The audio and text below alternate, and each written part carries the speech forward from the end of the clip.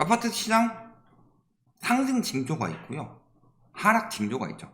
지금 어차피 국지적 상승이 일어나고 있는 상황이고, 그 국지적 상승도 오래가지 못한다. 데드캣 바운스 수준이 아니라 일시 반등 정도에 그칠 것이다. 이런 말씀들을 드렸었는데 안 좋은 지표들이 하나씩 늘어나고 있습니다.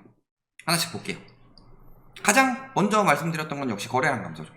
거래량이 300건 정도가 감소를 했다. 요거를 가지고 거래량 감소된 것은 하락 징조인데, 요것을 안 위험하다고 말하기 위해서 어떤 분은 그런 분석을 하더라고요. LH 임대 거래가 한 200건 정도 있었으니까 실제 거래량 감소는 한 100건밖에 안 된다. 이런 식으로 이야기를 하시는 분이 있어요. 얼굴 없는 분인데 누구라고 굳이 정확히 찍어서 말씀드리진 않겠습니다. 그런 이야기를 하는데, 일단 첫 번째 거래량 감소.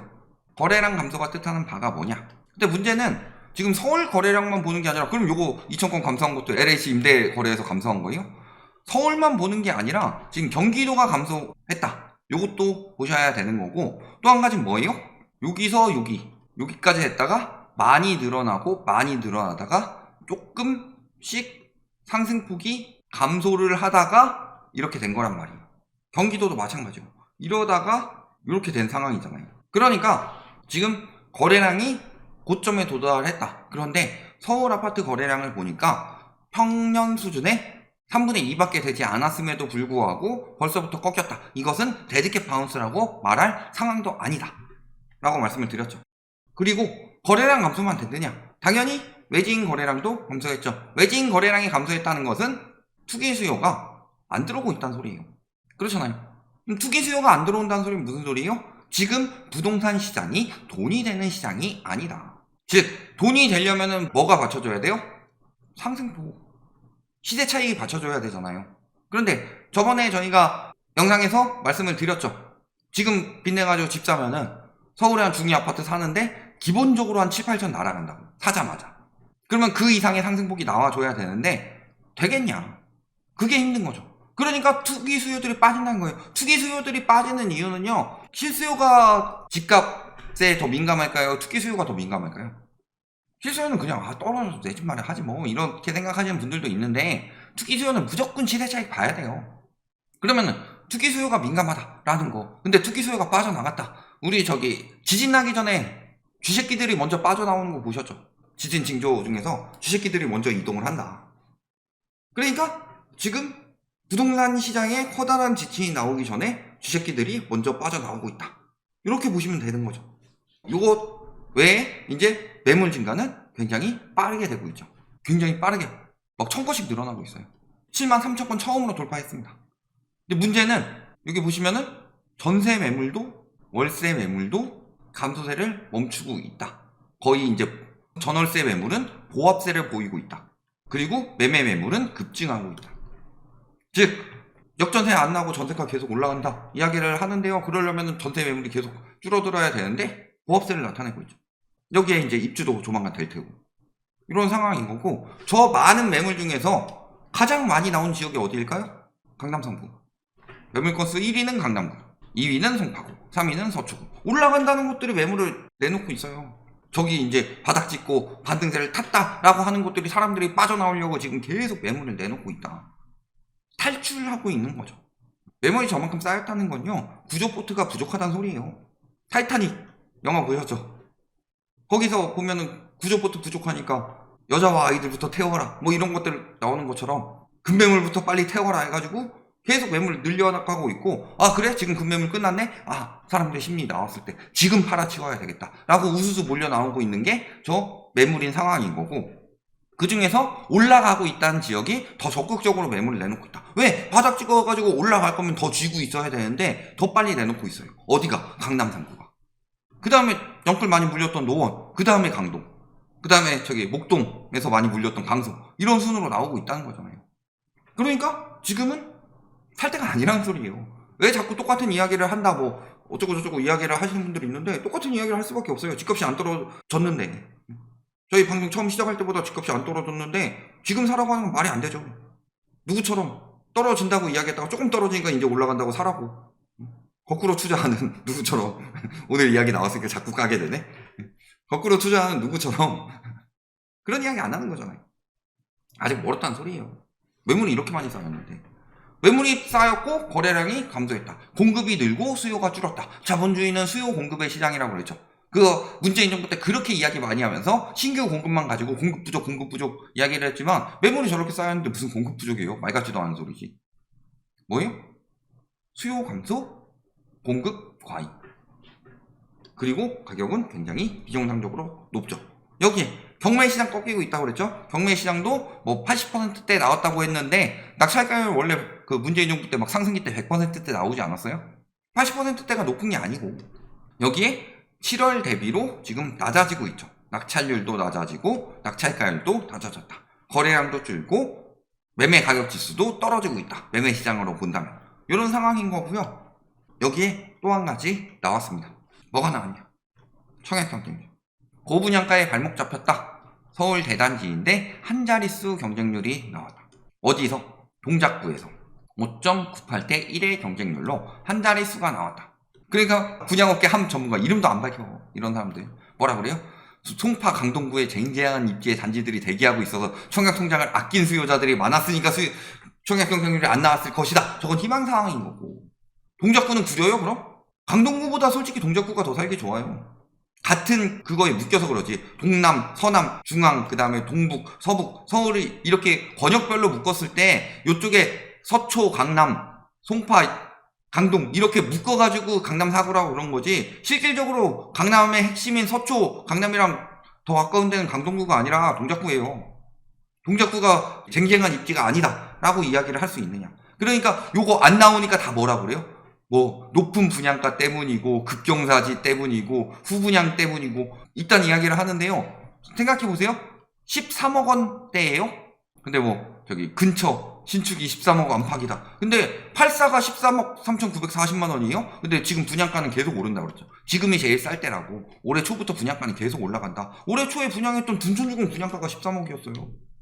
그러니까 이런저런 핑계 대는 거지. 급경사지의 위치에 있어서 그렇다. 역세권이 아니다. 자금 마련에 부담이 있는 후분양이다.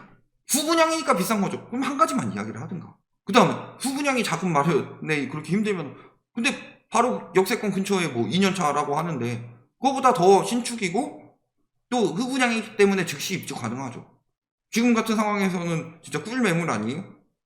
사람들이 지금 금매 없어지고 집값 계속 올라가고 있다고 하는데 지금 그러면은 지금 시세대로 사더라도 계속 올라가는 거 아니에요? 후분양이 뭐가 문제인데 도대체. 입주 때까지 기다려야 되는 것도 아니고. 그러니까 막 이상한 핑계 대가면서 이야기를 하고 있는데 그냥 잘 생각해봐서요. 청약 경쟁률이 떨어지고 있다는 거예요. 왜? 자금 여력이 부족해지고 있으니까. 그러니까 지금 분양가가 계속 올라간다는 것 자체도 말이 안 되는 소린데. 아니 인건비 올라가고요. 유가 올라가서 자재비 올라가고 다 이해하겠다 이거예요. 다 이해하더라도 그거 치고 분양가가 너무 많이 오르지 않았냐. 자재비 얼마나 들어갔는데 지금. 자재비 비중은 아마 굉장히 많이 떨어졌을 거예요. 과거 대비로. 뭐 물론 작년 대비로는 자재비 비중이 많이 올라가겠죠. 인건비 비중이나. 그런데 과거 대비로 해보세요. 한 2017년 그때랑 대비를 해봐라.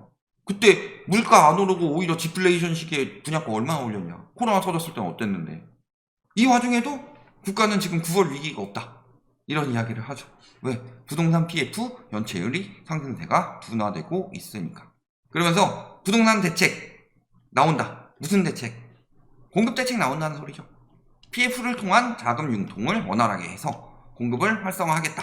이런 이야기 나오는데 자, 첫 번째 생각하셔야 될 거 부동산 PF가 상승률세가 둔화된 거예요. 연체율 자체가 올라갔는데 이렇게 올라가다 이렇게 꺾였다는 이 정도 상황인 거죠.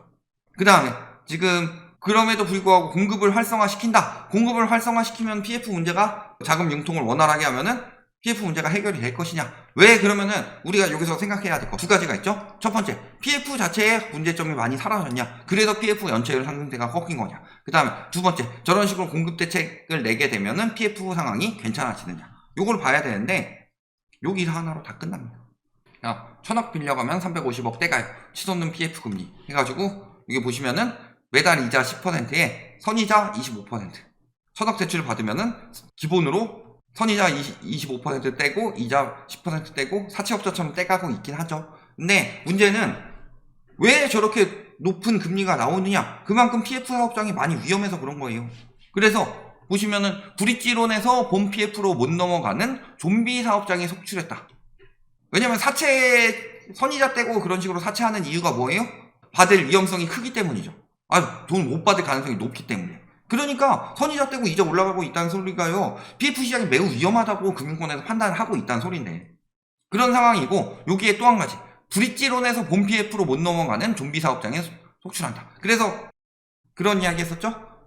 지금 9월에는 굉장히 많은 분양이 예상이 되어 있지만 그 전에 분양을 하려다가 시장이 좋지 않으니까 미루고 있는 사업장들, 이런 데들이 이제 본 PF로 못 넘어가고 있는 거죠. 브릿지론에서. 브릿지론 자체가 연장 가능한 상품이니까. 그런데 PF로 넘어가지 못했으니까 PF 연체율이 많이 안 늘어난 거예요. PF로 넘어간 사업장이 많았으면은 PF 연체율은 많이 늘었겠죠.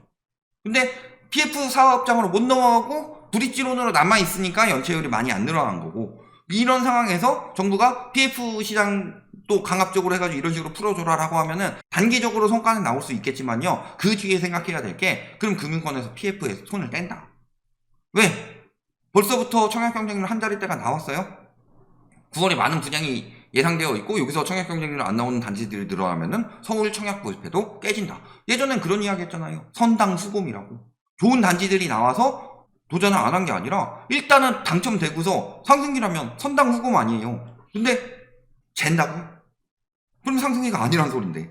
그런 상황인 거고, 그렇게 된다면 PF 부실이 많이 커질 수 있죠. 그러면 은행권에서 본 PF로 전환할 때 자금을 빌려주겠느냐? 왜? 저렇게 선이자 떼서 하는 정도, 저기는 굉장히 심각한 사업장인데 PF 금리가 높다는 건요, 은행권 입장에서 위험 부담을 떠안고 가야 된다는 그런 것들이 있어서 그래요. 근데 그 금리가 계속 올라간다는 거는 그만큼 위험성이 커진다는 소리예요. 자, 우리 자동차 보험을 생각을 했을 때 무사고라면 그 사람은 보험료를 안 내죠. 그런데 겁내 사고 쳤어. 보면은 맨날 저기 핸드폰보다 들이받고 음주운전하다 들이받고 딱 그런 식으로 받았어요. 그러면은 그 사람은 보험료가 올라가죠. 똑같은 거예요. PF 시장이 위험하면은 보험료가 올라가는 거고, PF 시장이 안전하면 보험료가 떨어지는 거지. 그러니까 예전에 CDS 프리미엄 이런 것들도 쭉쭉 올라가고 이런 거 했던 게 위험하기 때문에 그런 거죠. 과거에 그래가지고 MBS CD고 CDS에서 CDS까지 위기 번져가지고 터진 거 아니에요. 글로벌 금융위기 때. 그러니까 PF 위기는 절대 끝나지 않았다는 거죠. 여기에 부실채권까지 계속 나오고 있어요. 5대 은행 지금 회수 못해서 떼인 돈 벌써 4조 올해만. 이거 5월에 나온 기사예요. 그 다음에 부실채권 작년치만큼 털어냈다고 그랬죠. 그리고 또 1조 7천억 늘어났고, 손실 처리 부실 대출 또 41% 급증했고, 연체율 다시 올라가고 있고, 1금융권도 그렇고 2금융권은 더 심각하죠. 카드사는 이미 부실채권 2조 털어냈고, 새마을금고 1200억 손실 났고 부실채권 3조 원 매각 추진하고 있고. 연체율 떨어졌대요? 연체율 왜 떨어진다고 그랬어요? 부실채권 상각해줘서. 그 다음에 상호금융 순익 급감했고 부실채권 또 늘어났죠. 저축은행도 부실채권 1조 늘어났고, 보험사도 급증하고 있다. 부실채권이 급증하고 있다는 거는 돈을 못 갖고 있는 사람들이 늘어나고 있다는 소리입니다. 그러면 대출을 받기도 힘들고 갚기도 힘들어진다. 부동산 시장 어떻게 되겠어요? 그러니까 거래량이 줄어드는 거고, 그러니까 청약 경쟁률이 떨어지는 거고, 그러니까 경매 시장이 무너지는 거고, 그러니까 빨리 팔려고 매물을 내놓는 거예요.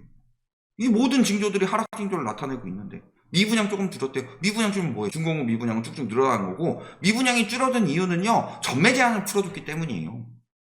왜? 미분양 난 거, 주변 시세보다 싸면은 내가 샀다가 전매로 팔 수 있지 않을까, 이런 식으로 생각해서 들어가는 건데, 그런 미분양 같은 특수 상황이 발생하지 않는 전반적인 징조들을 다 봐라. 전반적인 징조들이 다 지금 아파트 시장의 붕괴를 이야기를 하고 있다. 이럼에도 불구하고 집을 사실 분들은 사세요. 나중에 열심히 이렇게 방송 듣고 저점 때 사야지 하시는 분들은 그때 사시면 되고, 그만큼 더 여유롭게 시작하실 수 있다. 한 10년치 연봉을 더 아끼실 수 있기 때문에, 보통 그래도 한 5, 6년치 연봉은 더 아껴갈 텐데 그러면 더 많이 누리실 수 있다. 이런 부분 잘 생각해 보시고, 내가 지금 집에 올인을 해야 될 텐지, 아니면 아파트 시장 붕괴 징조가 보이네, 바닥 찍었다는 거 다 구라네 라고 생각해서 더 빠르게 반응을 할 것인지, 이것은 잘 고민하고 생각하시면 되겠다. 여기까지 말씀드리겠습니다.